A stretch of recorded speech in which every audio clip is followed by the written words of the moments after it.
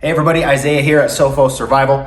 I am really excited about this video because this is one of my very favorite things to eat, Indian curry. So a couple years ago we did a video, we did chicken tikka masala and butter chicken. So this time we're gonna do chicken coconut kurma, we're gonna do butter lamb and chicken tikka masala again. So this is the butter lamb.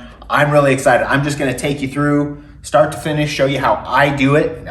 It may differ a little bit from different methods out there. This is how I like to do it, and so far it's worked really well. Hope you enjoy.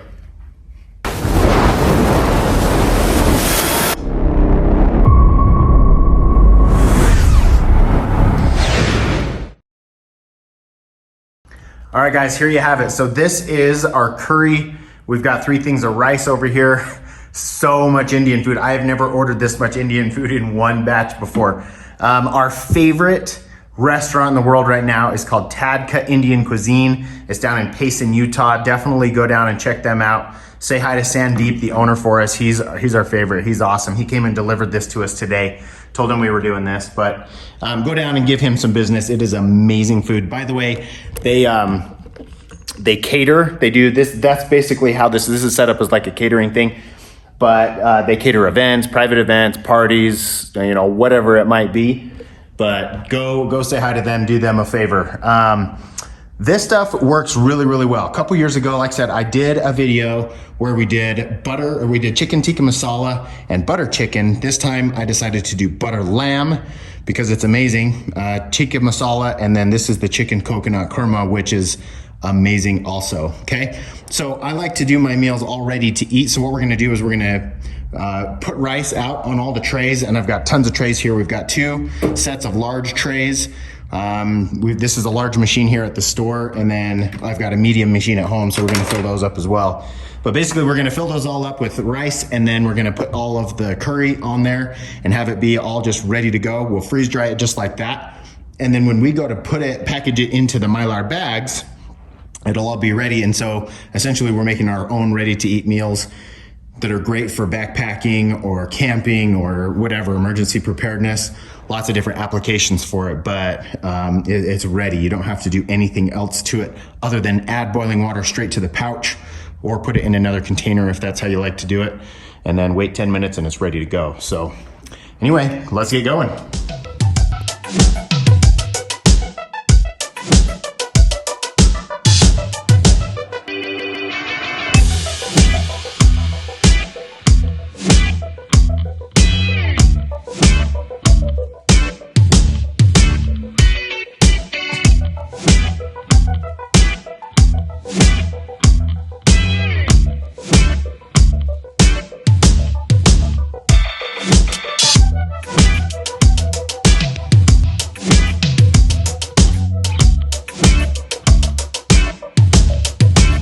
Guys, so there is 10 large trays full of rice, okay? And I filled the rice up about halfway up the side of that tray.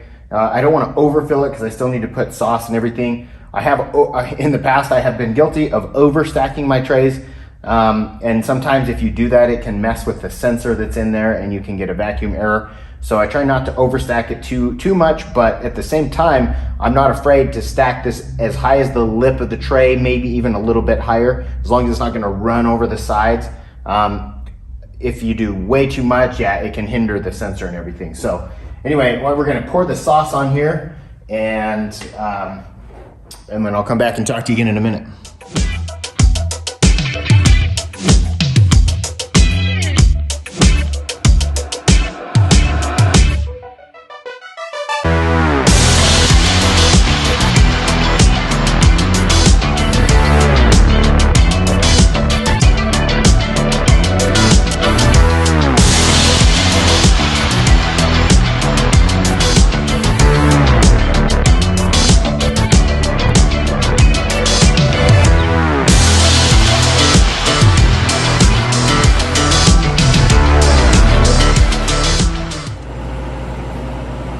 All right guys, so with this current version of the software, it has you do a 15-minute pre-freeze. This is the latest version as of right now. It's like 5.1.19 or something like that.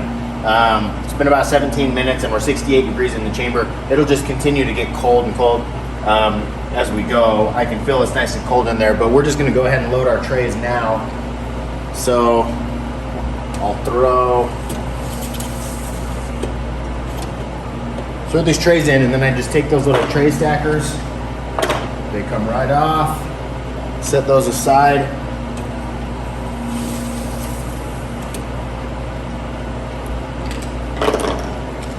Tray stackers.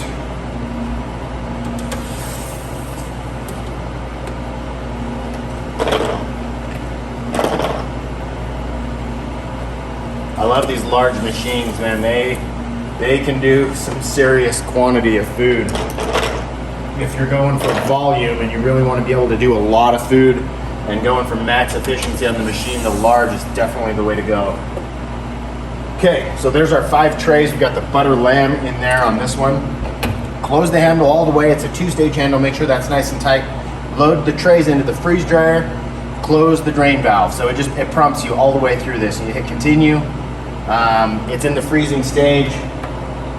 My drain valve is closed, and now it's in the freezing part of the cycle. So the way it works, the machine will sit here and freeze and freeze and freeze until the sensor says that it's ready to go to the next phase.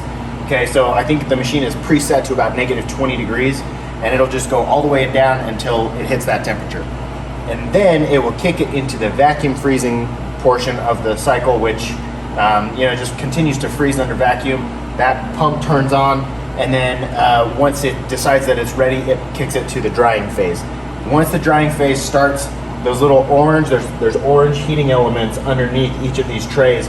Those kick on and very, very slowly ramp the temperature of the food up. It warms up the food slowly enough that those moisture molecules in there can get sucked out of that food. It's a process called sublimation, where those moisture molecules go from basically straight from a solid to a gas.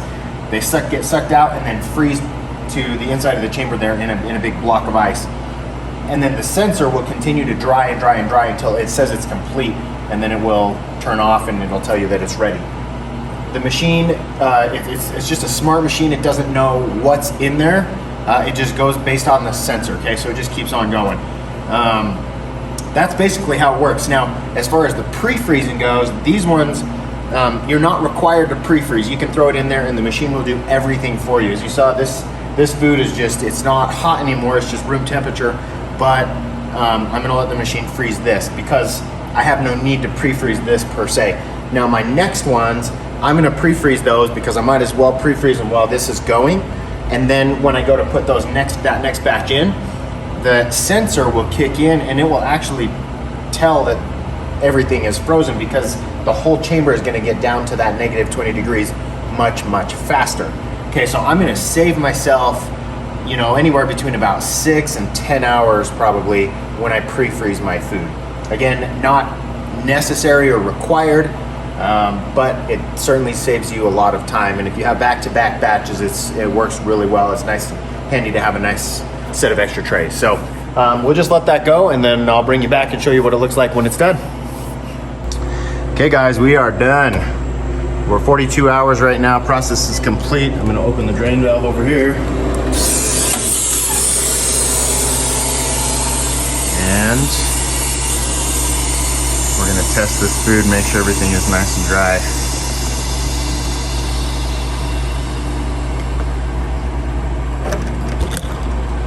Oops.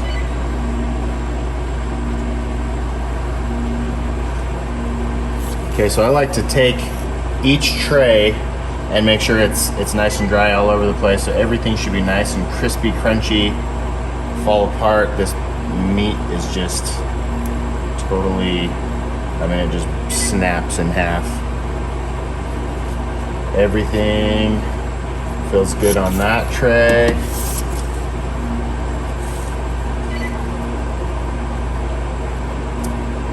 Yeah, that feels good.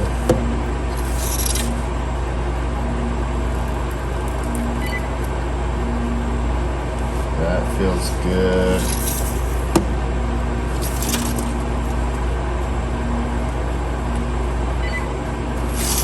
Yep, I think we're all good. Okay, sweet. We're gonna take this out and package it up. All right, guys, so the way I'm gonna do this, I'm gonna take my own little, this little handmade tool I've got. I'm gonna do these large trays into fourths. So I'm just gonna kind of separate them out like that. And I have found that the 1/4 portions on these large trays fit perfectly into these 6x9 resealable bags from Harvest Right. So that's what I'll do. I'll just, I'll do it like that, and then I kind of like to, I cut it down a little further like this. And I'll take those, I'll throw those in the bag, and then I'll scoop up the rest of the little crumbly pieces, pour it in there. I'll get the all 5 trays, package them all up, and then I'll throw the oxygen absorbers in the end, all at once, and then I'll seal them all up all at once. So let's get to it.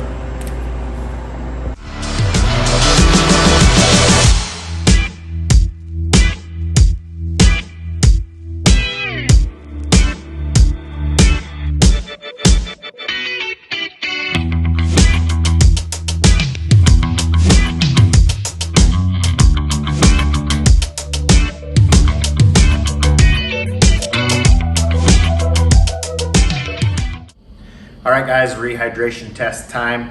I've got my trusty GSI Outdoors stove. I put 32 ounces of water in here. It's already boiling, ready to go. I probably won't need that much, but what I'm gonna do is one of the chicken coconut kurma and one of the tikka masala, and we'll rehydrate both. I'm just gonna walk you through it and show you what I do. Basically, I'll boil my water, and then I'll open these guys up, and you'll see, of course, there's your oxygen absorber in there. You take that thing out, boiling.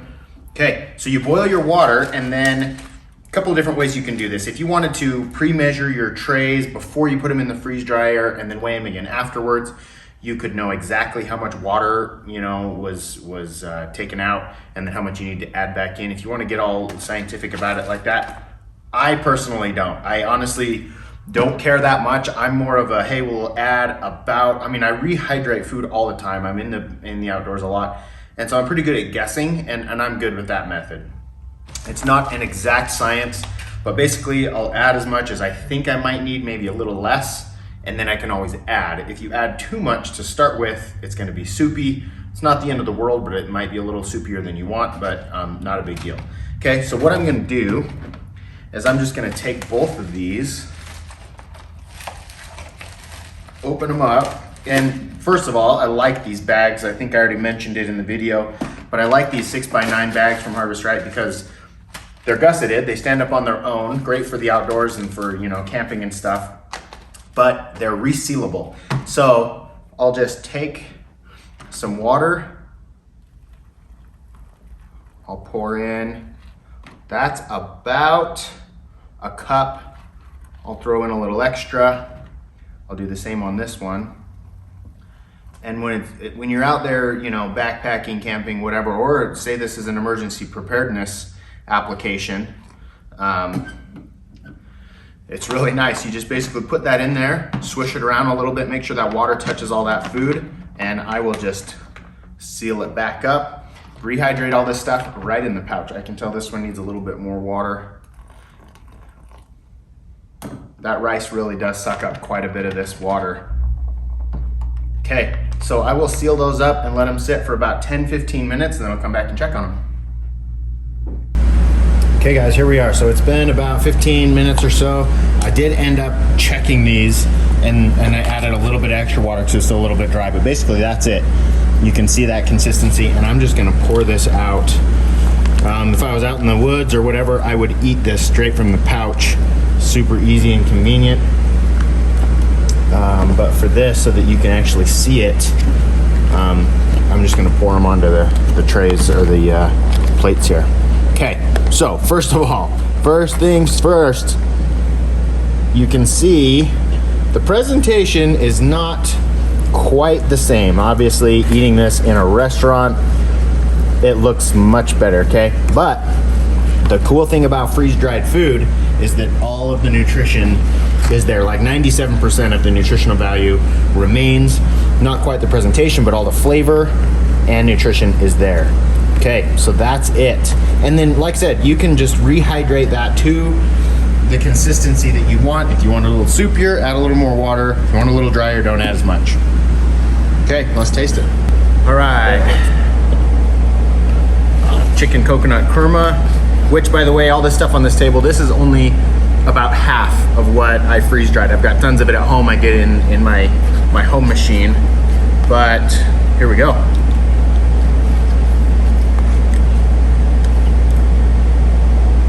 That's awesome.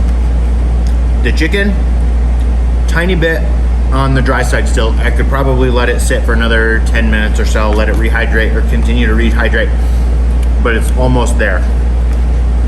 Tastes awesome. Yeah, amazing. Flavor's still there, just like it was in the beginning. This is the Tikka Masala. Let's try this one. So good. I put a little more water in this one, so I think it rehydrated a little faster. That chicken is great. And again, all the flavors there. It's amazing.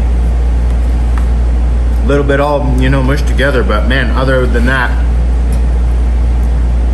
if you're out there on the mountain, everything always tastes better anyways.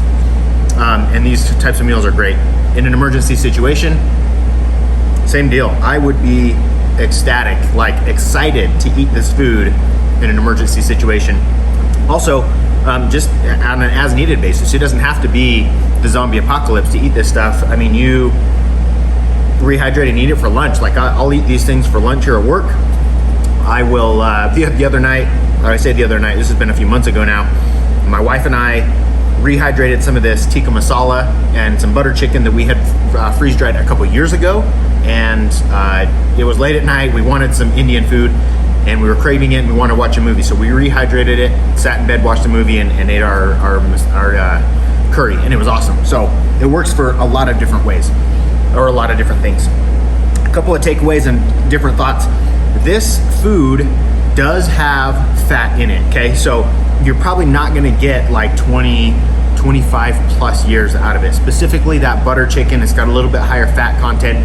When I was packaging it up, I could feel the fat on my fingers, okay?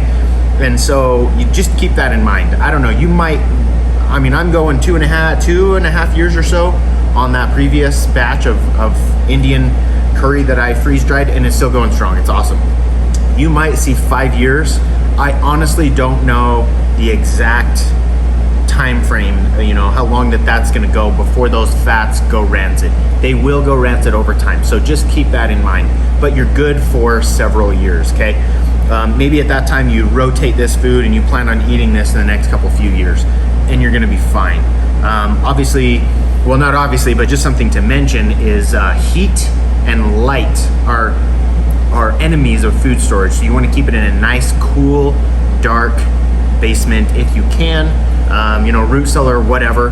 Obviously the Mylar is what you use to protect the moisture and the light from getting into the package. So use the Mylar if you can. You can also do this in glass jars, but again, you don't want to let light be hitting that food constantly, or it can degrade the nutritional value and the color and stuff in your food. So that's it, guys. If you have any questions, maybe you have some personal experience with doing this type of food, and you've gone 3 years, or you've gone 5 years, or maybe 10 years, and your food is still going strong, comment in below, in the comments. I'd love to hear from you. I'd love all the feedback and input. And then also, these are things that I like to learn because I'm still learning and growing with the freeze drying stuff, but maybe other people can benefit from the comments as well. So thanks for watching, guys. If you like this video, comment and share this video, get it out there, share it with friends. It really helps us to get the word out and get more followers and share this type of stuff. I love teaching, and hopefully we can build a bigger following as time goes on. You can also reach out to us on other channels. We're on Facebook, we're on Instagram, we're on, we have our own website, sophossurvival.com. And then of course you can always come in and say hi to us in the store here at 244 North Main Street in Spanish Fork, Utah. Thank you, guys. Have a great day. We'll talk to you soon.